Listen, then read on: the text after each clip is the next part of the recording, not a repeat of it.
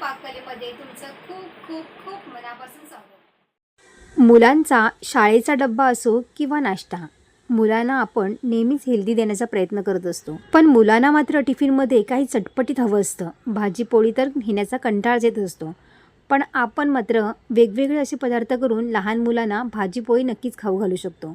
तर मी आज खूप सोप्या पद्धतीने इथे एकदम चटपटीत पदार्थ केलेला आहे।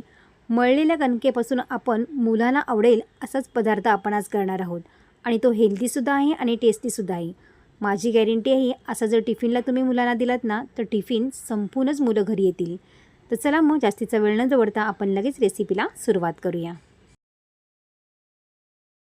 इथे मी 100 ग्राम पनीर छान किसून घेतलेला आहे। जर तुमच्याकडे पनीर नसेल आणि तुम्हाला हा नाश्ता करायचा असेल ना तर दूध फाडून सुद्धा तुम्ही त्याचा शेणापासून हा नाश्ता करू शकता। त्यानंतर बारीक कट केलेला एक कांदा घालायचा आहे। याच्यामध्ये मी लसूण, मिरच्या आणि कोथिंबीर याचा ठेचा करून घेतलेला आहे, तो याच्यामध्ये 1 चमचा घातलेला आहे। त्यानंतर 1 चमचा जिरा पावडर घालायची आहे, 1 चमचा याच्यामध्ये चाट मसाला घालायचा आहे आणि 1 चमचा यामध्ये इथे मी काळी मिरी पावडर घातलेली आहे। बारीक कट करून कोथिंबीर घालायची आहे, 1 चमचा यामध्ये चवीनुसार मीठ घालायचं आहे आणि सगळं मिश्रण आपल्याला व्यवस्थित मिक्स करून घ्यायचं आहे। आता मस्तपैकी एकदम चटपटीत आपलं हे सारण इथे तयार झालेलं आहे। आता यापासून तुम्ही पराठासुद्धा करू शकता, यापासून तुम्ही छोटे करंजे असतात ना त्यासुद्धा तुम्ही इथे करू शकता, फारच छान लागतात। तर आपला इथे पनीरचा मसाला इथे तयार करून झालेला आहे। आता आपल्याला मळलेली कणिक घ्यायची आहे, तर ज्यापासून आपण चपात्या करतो तीच कणिक घ्यायची आहे।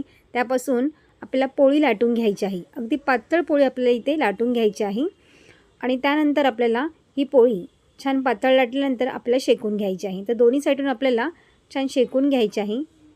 बघा हलकेसे बबल्स आले ना दोन्ही साईडून, त्यावेळेस ही चपाती आपल्याला काढून घ्यायची आहे। खूप जास्त ही शेकवायची नाही, कारण की आपण ह्या चपातीला पुन्हा शेकवणार आहोत। छान खरपूस रंग येईपर्यंत आपण याला पुन्हा शेकवणार आहोत, त्यामुळे हलकाशी आपल्याला ही पोळी शेकून घ्यायची आहे। तर इथे आपण काढून घेऊया। आता काढलेली ही चपाती आहे ना त्यावरतीच आपल्याला ही फिलिंग घालून घ्यायची आहे। जे आपण पनीरचा मसाला तयार करून घेतलेला आहे तो असं घालून घ्यायचा आहे।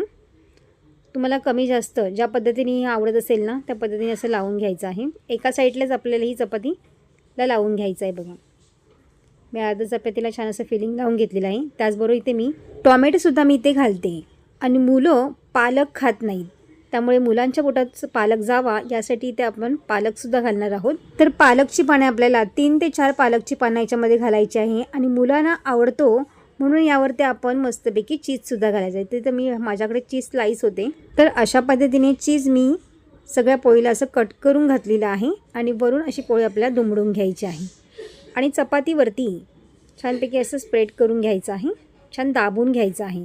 आता या चपातीमध्ये तुम्हाला शेजवानची चटणी घालायची असेल किंवा वरून तुम्ही छान सिझलिंग पिझ्झा सिझलिंग वगैरे घालायचं असेल, ऑर्गॅनो घालायचं ते सुद्धा तुम्ही इथे घालू शकता। तर तव्याला आपल्याला थोडंसं बटर घालायचं आहे किंवा तूप घालायचं आहे। त्यानंतर छान अशी खरपूस आपली ही पोळी दोन्ही बाजूने छान शेकून घ्यायची आहे। तुम्ही तेलसुद्धा इथे वापरू शकता, पण तूप किंवा बटर जर वापरलं तर आपला हा पराठा आणखीनच खूप जास्त टेस्टी लागेल। तर आपला इथे हा पोळीचा सँडविच बनून तयार झालेला आहे। तुम्हीसुद्धा अशा पद्धतीने हा नक्की ट्राय करून बघा। मुलं जर भाजी चपाती खात नसतील तर अशा पद्धतीने हा पराठा तुम्ही मुलांना करून द्याल ना तर हमखास मुलं टिफिन संपूनच घरी येतील, इतका हा मस्त पराठा लागतो आणि मुलांना कळून देखील सुद्धा येत नाही। या पराठ्यामध्ये आपण पालकसुद्धा घातलेला आहे, मुलं पालक सहसा खात नाहीत, तर अशा पद्धतीने तुम्ही पालकचा पराठा नक्की त्यांना करून द्या। मुलांच्या टिफिनसाठी खास बनवलेली ही रेसिपी तुम्हाला कशी वाटली मला कमेंट्स करून नक्की सांगा। व्हिडिओ आवडली असेल तर लाईक, शेअर आणि सबस्क्राईब करा। बाजूची बेल आयकॉन पण जरूर प्रेस करा, जेणेकरून जेव्हा पण मी नवीन व्हिडिओ अपलोड करेन त्याची सर्वात आधी नोटिफिकेशन तुम्हाला पाहायला मिळेल। पुन्हा भेटू अशाच एका नवीन रेसिपीमध्ये, तोपर्यंत मस्त खा आणि स्वस्त रहा।